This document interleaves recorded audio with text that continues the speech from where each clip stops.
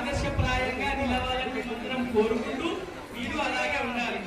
తర్వాత రెండో స్టెప్ సంతాన సమృద్ధి. అందరిలాగా ఒకరే చాలు ఇద్దరే చాలు కాదు, కంపెడు పిల్లల్ని కానీ సుఖ సంతోషాలతో వేరే వాళ్ళకి ఆదర్శంగా వాళ్ళని పెంచి ఈ దేశానికి అందించాలి. మూడోది బలవృద్ధి. బయట ఫుడ్ తినకుండా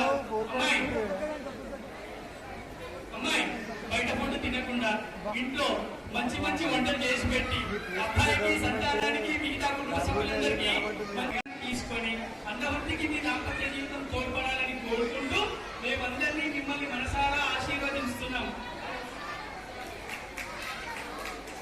థ్యాంక్ యూ సో మచ్.